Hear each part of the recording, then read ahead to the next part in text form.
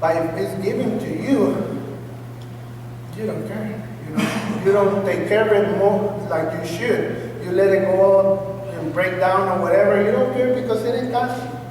And sometimes, us as Christians, we do the same thing. We forget things. So Memorial Day is a federal holiday in the United States for remembering the people who died while serving in the country's armed forces. So that's what we're celebrating, the people that died serving their country. And it says, the holiday, which is currently observed every year in the last Monday of May, originates as Decoration Day. That's how it started. After the American Civil War in 1868, when the Grand Army of the Republic, an organization of United Veterans found in Decatur, Illinois, established it at that time for the nations to decorate the graves of the Union War dead with flowers. By the 20th century, competing Union and Confederate holiday traditions, they celebrate different days, and merge on Memorial Day eventually extend to honor all Americans who died while in the military service. So in the beginning, it was just for some people, that they serve in that war. But after a while, people start coming like, well, how come it's only for that people? Oh, my son went to work, and, you only giving these guys that, only celebrate these people, but these guys went to work too. So they extended to all the people that served for the Army, Army and Navy, whatever it was, so they extended to all those people. And when I hear that, I was thinking the same thing, We thank God for these people that they give their life. Because you got to think about it. How many mothers and fathers send their sons to work and they never came back? I believe that they don't forget about these days. They know, and not only this day, but every day they remember their loved one. How many wives send their husbands to work and they never came back? How many children lost their parents in the war that they didn't choose to send their parents, but they lost their parents and they don't have them anymore? For them, it's something special that they remember, that somebody remembered that their parents went and gave their life so we can have freedom, so we can enjoy liberty, so we can enjoy all the things that we have, that sometimes we take it like it's not a big deal. But when you see the news and you see other countries that are going through different things, then you kind of see that, we're blessed. This country is blessed. We're blessed because, we don't have to worry that one day, some crazy is going to just make sure you stay in your house and go to your house and take everything you have and just give you what they want. That we're free to work hard and accomplish things and get things for our family to do the best we can. That it's not, you don't have to just live a way of life that some dictators tell you how to live. But when I hear about, all these people that die, a lot of people die in all these wars. And, a lot of those people knew that they were not going to come back. They knew that they were going to go over there and the chance to come back, it was going to be not even 50-50 or 75-25. It was going to be like 10 to 90% that were not going to make it. And they still went. Why? Kind of wonder why. Because, a lot of us, we didn't win. And a lot of times we say, if that happens, we'll go. We might go or something, but because why? Because it was not in our heart, or it was not in our mind, or we just, maybe, some people can say that we didn't love America like they do, because they give their life for it. But that's not true. We love the country where we live, and we respect their laws, and we follow their rules the best we can. But God put in people's heart to do this sacrifice because that's how they believe. They love their country and their brothers and sisters, and they said, I'm going to go serve my country because I believe this war or whatever they're fighting for, and it's right. And I want to stand by my country. And they went and they gave their lives. The Bible tells us in John 15:13, the greater love has no one than this, that to lay down one's life for his friends. So those people not only love their country and their fellow soldiers, but they love us because what they did since the beginning, it benefits us to be able to enjoy all these things that we have right now. You know, and the Bible is telling us that, and the best example we have is what Christ did for us.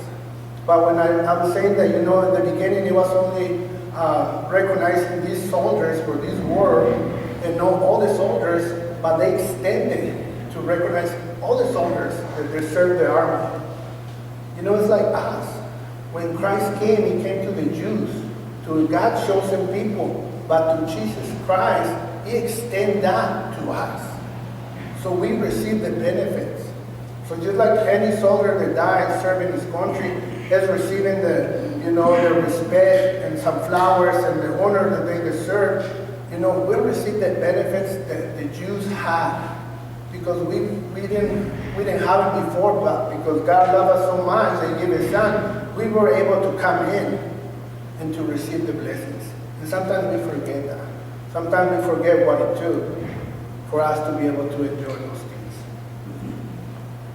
So Galatians 5:13, this is what it says. It says, "For you, brethren, have been called to liberty, only do not use liberty as an opportunity for the flesh, but through love serve one another." So, you know, just like those soldiers went and fight so we can have liberty. You know, sometimes we use that liberty to express things that we think they should be right, just because that's how we believe. It doesn't matter if it affects somebody else or we don't care about what other people think. But because we think in our mind that what we believe is right, we say, hey, I have the liberty to just go and burn the flag. That's my liberty. You know, but you don't think that when you're burning that flag, how many people died saving, or, you know, trying to have people respect that flag. And somebody just decide just because he have the liberty to just go and burn a flag, he's just going to do it. You know, that's like spreading in people's grave. You know, that's just like saying, you know, I don't care what you guys did, this is what I'm going to do. And most of those people, they never thought about what they're doing. They think what they're doing is right. You know, and sometimes it's the same thing with us. You know, because Christ gave us the liberty and gave us freedom, we choose to do things that they're going to affect somebody else. How we live our lives, the choices we make, because we think it's right, and we justify it saying, hey man, you know, I'm free to do whatever I want. Without thinking that we can affect somebody that they're seeing our lives and seeing what kind of example we're showing our kids, our friends, people around us. And you know, we might make those people to stumble and not want to go to church and not want to come closer to God because they see us and they're like, you know, well, I don't see any difference between you and me, you know. I party, I drink all the time, I steal and I lie and I do all these things, and you pretty much do the same thing, you know. So we gotta watch, because we're not only affecting people, but we can affect our families. And just like those soldiers, they give their life so we can have freedom. Just like Christ gave his life so we can have that freedom and have everlasting life. Sometimes we have to make the sacrifice, you know, to hold ourselves a little bit, especially when there's other people around us. I'm not saying we're perfect and we're never going to do something wrong, because it's impossible. You know, but we got to be careful that we're not doing those things in front of other people that they're going to affect their walk. They're going to injure their walk, and just because they see I'm doing something, they're going to say, you know, I don't need that. I can just go find out in the crowd. You know, we got to be an example for people to know that the God that we serve is so great and it's so awesome, and he loves us even when we're all messed up and we make mistakes daily. That he don't care how bad we've been living our lives and how many mistakes we're making, but he cares that we're going to get to the point that we're going to turn around and start changing. And I'm not saying everything is going to change in a minute. It's going to take some work, because it takes us like 20 or 30 years to get to the place that we are all messed up. So it's going to take some time to be able to get rid of all those things that the flesh, that our flesh want.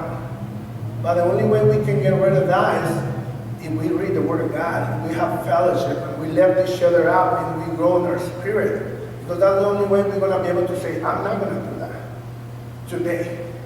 I don't know about tomorrow, but today I'm not going to do that. I'm going to choose to do this something different.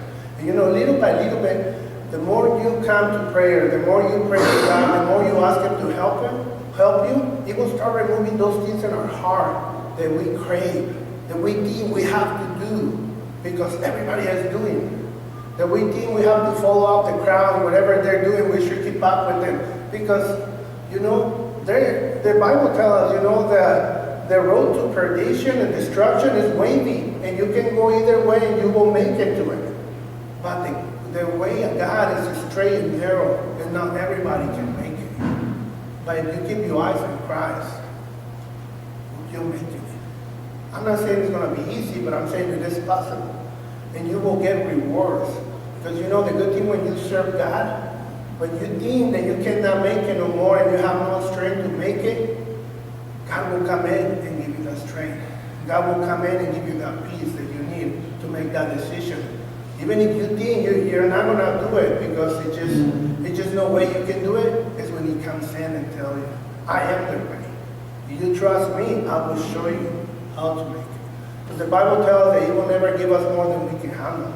And He will give us a way out. So when you think He's pushing you for too much, it's because He believes that you are capable to do it. It's because He believes that how He created you, you are capable of dying more. But you don't give that credit to yourself. You think, I just can't do it. I just don't have it in me. I don't know how I'm going to do it. You know what? You don't have to worry. Because God will be with you. He will show you how you're going to do it. He will guide you so you can make those decisions. But you have to be willing to surrender. You have to be willing to be obedient. Just like those soldiers. You think those soldiers, when they went to war, they were like, oh man, I'm just going to jump in there and kill everybody and just make it. You know, they were like 17, 18 years old. In the front lines, jumping to something that they didn't know what was coming. I'm pretty sure they were afraid. I'm pretty sure that they were like, man, what did I got myself into, man? Can I just call my mom and come and pick me up? They couldn't come back. Sometimes that's the same way we are when we jump into something. But you know, sometimes you go to church and somebody say, you know what, you got to receive Jesus Christ as your Lord and Savior. And everybody's jumping and everybody's excited. You're like, oh yeah, I'll go. And you go to the front. And when you go to the front and you receive it, and later you're like, oh man, why did I got myself into it? I don't know if I can do it. You know, these guys that are holy rollers, they just want me to walk straight and don't turn there, don't turn here. I don't know if I can do it. God is not asking us to be like that. God knows who we are. He's not asking you to be somebody else that you're not. He's not asking you to be a copy of somebody else. You know, He's not asking you to be, you know, like me, because I'm all messed up. You don't want to be like me. You know? He's not asking you to be like your neighbor. He's not asking you to be like your wife or your husband or your friend. You know? He's asking you to be yourself. Just be who you are. But sometimes we have a problem because we not even know who we are. You know, we make so much stuff up and we pretend to be this and we pretend to be that. When we hang out with somebody, we try to be like them. When we hang somebody else, we try to be like them. By the end of the day, we not even know who you are. You know? We have to know who we are. Who we are in Christ. We are the head and not the tail. We are blessed going in and coming out. We are God's children.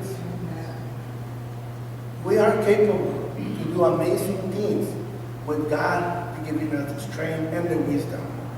We're conquerors. You know, we're victorious. We know where we're going when we die. If we get to die, maybe we're not even going to die and He's going to come and He's going to take us.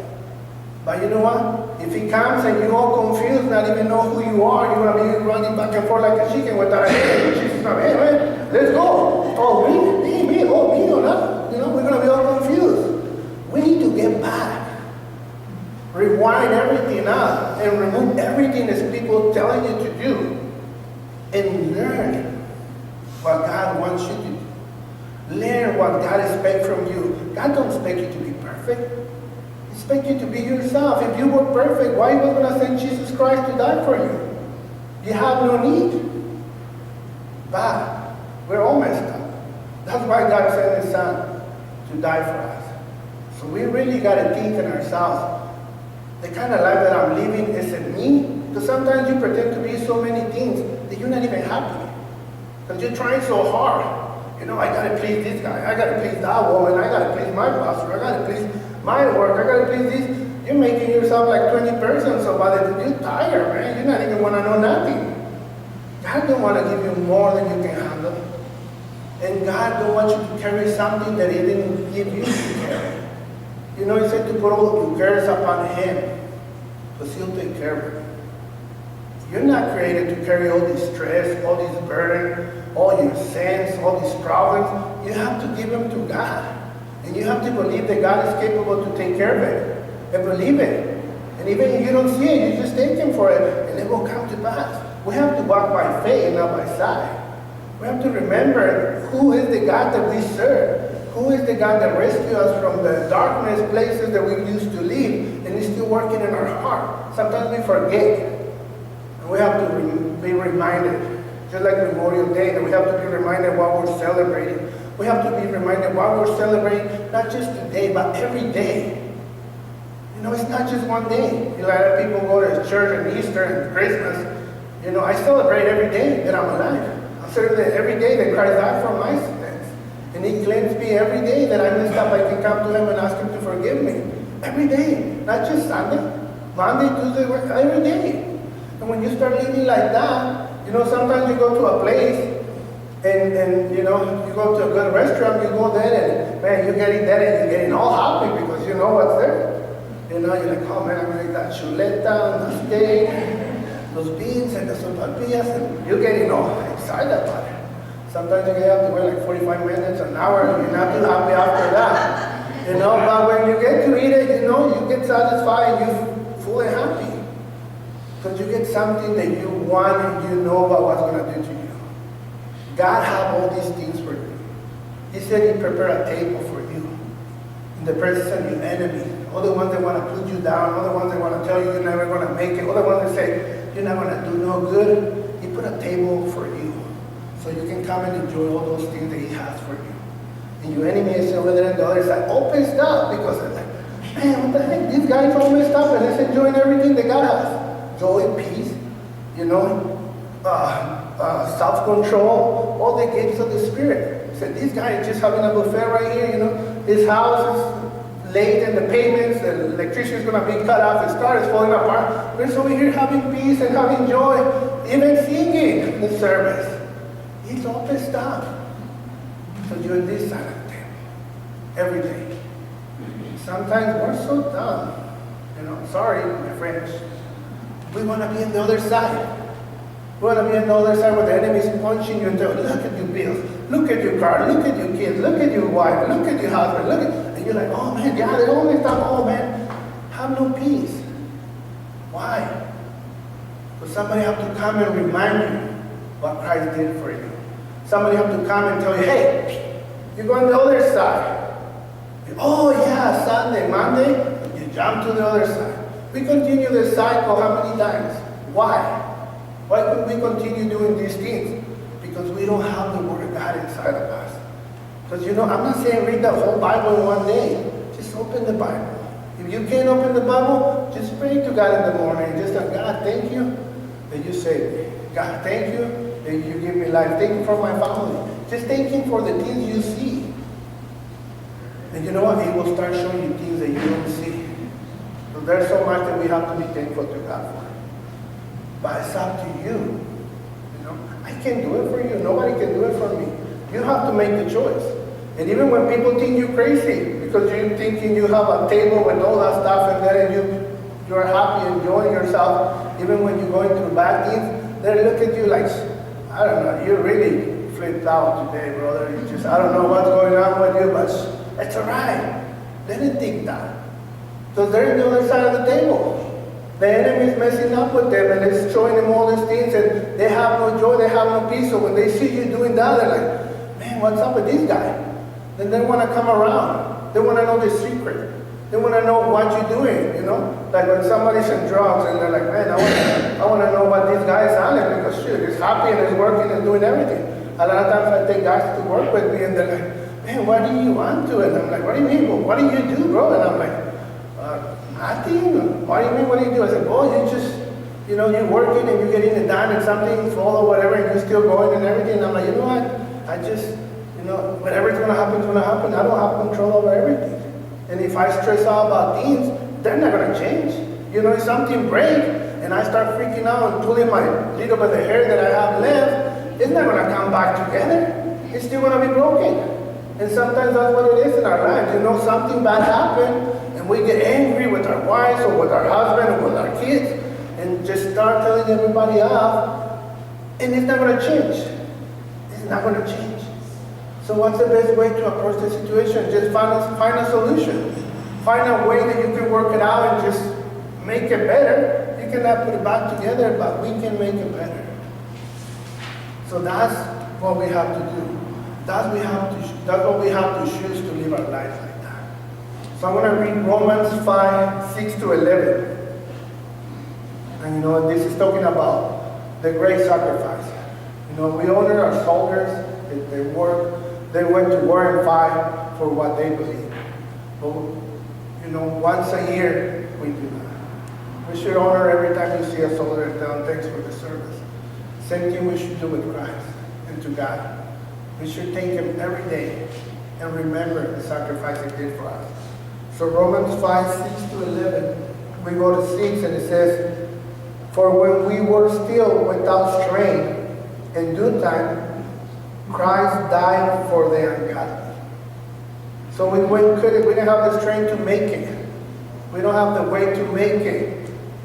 Christ died for the ungodly. Because before we came to God, we were ungodly people. And when you hear ungodly, what did it come to your mind? A lot of people say, oh, this is ungodly people. Even me, I didn't see it like it was that bad. Oh, ungodly people. Oh, yeah, I was ungodly people before. Then when I start reading what ungodly people it means, I'm like, whoa, man, I don't want to be ungodly.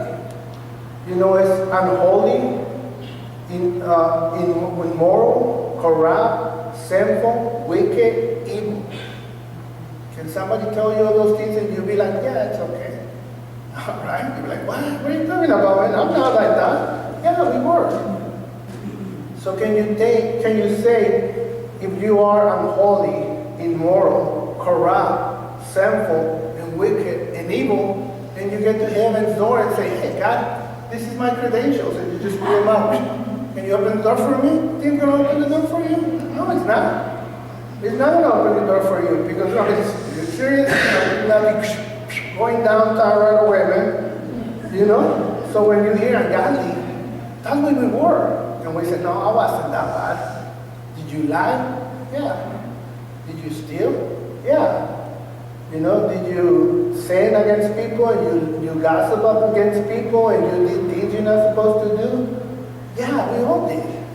You did it, man. Praise God for you, man. That was good. You did good. I cannot say I didn't do none of those things. Because I did. So I was a worse sinner. I sin like crazy, and now that I look back in my life and I hear all these words, and I'm like, yeah, they fit. The kind of life that I used to live, they fit. But in the due time, Christ died for the ungodly. So that gave me hope. That Christ came and died for me because I was one of those that were doing all those things. And I'm not no more. And I'm trying to do best. And I'm trying to change, but only God can change me. So 7 it says, for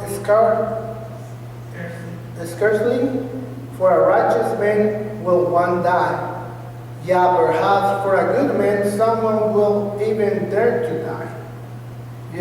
So what is saying, maybe for a righteous man somebody will die. If like Mother Teresa is going to get run over in the street and you know her and you close by her, shoot, you're going to run and get it and try to save her, right? Because that's Mother Teresa, man. She's a godly woman. But you see a homeless guy, smelly and drunk and everything's gonna get run over, you just maybe get your phone and say, let me record these ones so I can put on my Facebook. Because you think, it's not worth it. But it's nothing different between them and us. Just the choices they make. There's some of the choices we make. We just have a place to take a shower and to sleep it off and feel better the next day. And they don't. And it says, maybe for someone, well, even dare to die. So maybe somebody will say, yeah, these people is worth it. But that's with our eyes. We define who's worth it and who's not. How many times you've been in the other side? When somebody comes and says, man, that guy, I don't want to waste my time with him because he's still doing what he used to do. He don't come to church all the time. He don't tie. So I tell the record, that guy the last time it was like 3 years ago and he only gave like $10. So I ain't spending my time with that guy. Well, that woman, look at it. She just continued living the life and she's leaving and they judge you. And they mark you. And they put you, okay. These people, they're never going to do nothing. These people, man, they're dressed nice. They tie. They go to church. When I need something, shoot, they bring me some cake. And they got it. Oh, I want to spend time with these people. And they choose who they're going to hang out. And they choose what's benefit for what they're doing.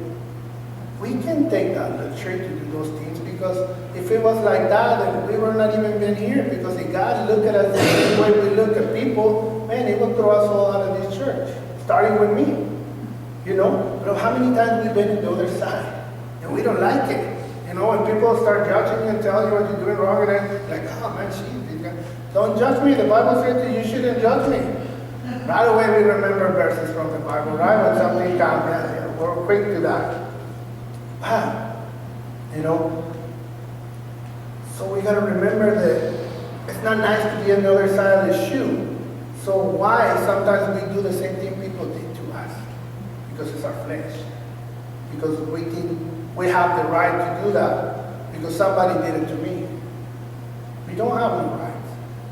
We're not any better than anybody else. And the Bible said to treat others how you want to be treated. So those people that they judge you and they put you down and they tell you you're never going to make it, somebody did the same thing to them. And they continue with that. And that's a curse. And some people like it. Some people feel like, oh man, I can dictate what goes on in here and what doesn't. But they don't know that they're hurting God's people. And when they're hurting God's people, because when Christ came, He came to save the whole world. He didn't say He came to save just the clean and nice people. He saved the whole world, even the homeless, everybody that you don't like. He came from them too. So we got to remember that we are not any better than anybody else. And the fastest we learn that, the more God can use us. The more God can use you, because even if you don't know the whole Bible, God through the Holy Spirit can give you some words that when you speak it, you're like, what happened? That wasn't me. Your wife's gonna be like, oh man, Daddy, you look good speaking like that. You're like, what did I say? It's God using you. When you recognize that you cannot do it on your own, and you need Christ, and you need His Word, and you need to be that man that God created you to be, or that woman that God wants you to be, you think that you're going to give up everything. He's not asking you to give up everything. He's asking you to surrender to Him and let you show you how to enjoy life for real. Because everything we can conquer in ourselves is going to pass away. But the things that we can do through God, they're going to remain forever. And those memories and those good experiences, we're going to have them without it. They're going to give us the strength to make it when something bad happens. When we're going through something that we don't find our way out. So, for number 8. But God demonstrated His own love towards us, and that when we were still sinners, Christ died for us. Thank God that He loved us so much that we were still sinners. He still sent His Son. He didn't change His mind.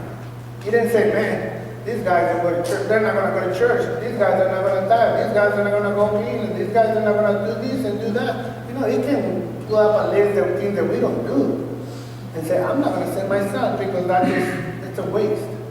No. He knew that one day we're going to surrender. He knew when He created us, how much we're capable to do if we just submit to Him. How much more people we can share the good news and show them the God that we serve so they can come to Him. For how many people we can pray so they can come to the knowledge of God. It just takes a long time sometimes. You know? For us, it takes a long time. You know, the Jewish people take like 4 years in the desert. Sometimes for us, we take 10, 15, 20 years to get it together. But you know what? Thank God that He's patient and He give us enough time to consider. But you know, time is running out. Time is now to get in place where we're supposed to be so God can work through us. So we can reach out those people that they're lost, and if we don't tell the good news, they're going to end up in hell. It can be our family, it can be our friends, it can be people that work with us, and sometimes we're embarrassed. You know, you don't have to tell them about the Bible, you just have to be a testimony of what God is doing in your life. And sometimes they're going to think you're kind of crazy, but when they see how you act in situations that they're going crazy, and you say, well, now tell me who's the crazy one, look at you, man, and look at myself. You know, that's the difference. Chapter 9, versículo 9, it says, much more than having now been justified by His blood, we shall be saved from the wrath through Him. So now that we've been justified through Christ, we don't have to fear God, that He's going to come and punish us. Because when God sees us, He sees His Son, Jesus Christ. You know, so He sees us with no sin. He sees us as justified, as righteous. Even if our life still kind of messed up. You know, He don't see that. Because every time He want to see something, Jesus says, Father, I pray for His sins. Father, my blood already covered. So God is like, really, man? Really, Jesus? This is the best you have in there, man. I don't know. But you know, thank God that He don't see us how we are. He sees us how we're going to be when He's done working on us. He sees the finished product. So we got to thank God for that every day. That He don't see us how we are, falling, doing mistakes and sinning in some of the things that we do in our life. But He sees how it's going to be accomplished. How we're going to be with a white robe, without stain and without wrinkle. And we're going to come into His presence. And we can still come to His presence like that. Just ask Him to forgive Him for your sins and come to Him and ask Him for whatever you're going through, and He will hear you and He will answer your petitions. 10. It says, if when we were enemies, we were reconciled to God through the death of His Son, much more having been reconciled, we shall be saved by His life. So we were enemies of God. Why? Because we were unholy, immoral, corrupt, sinful, and wicked and evil people. You cannot be part of God's army if you're doing all those things. So we were His enemies. But thank God that He sent His Son that we became part of His family. So we're not His enemies no more. We're not outside no more. Now we're inside the house. Now we're with God. Through the life of His Son, Jesus Christ. 11 says, and not only that, but we also rejoice in God through our Lord Jesus Christ, through whom we have now received the reconciliation. So what do we got to remember? We got to remember that we're reconciled to God through Jesus Christ's sacrifice. We got to remember that we're not ungodly people anymore because of what Christ made on the cross for us. We got to remember that now we're God's sons and daughters. We got to remember that God is working in our life and He's not going to give up, but He's going to continue working on us back. We have to believe, and we have to remember every day what it costs for us to be able to come to His presence. It's not that something we do and we can never pay it back. It's something that He did by Himself, because that was the only way we can come to God, through His Son's sacrifice. So that's what we got to remember every day, that we're God's sons and daughters. And even if people don't see it like that, we have to believe it ourselves. If we don't believe it ourselves, how can other people believe it? We have to make the difference in our lives. Nobody can do it for us. Nobody's going to twist your arm and tell you how to live your life. You have to make the choice. And it's up to you. How deep you want to get in His presence. How closer you want to be with Him. How much you want to enjoy His strength, His joy, His peace when you're going through something that nobody can help you. How much you want to be able to say, you know what, God's going to provide what we need. So we're going to be okay. When everybody's pulling their hair and everybody's freaking out.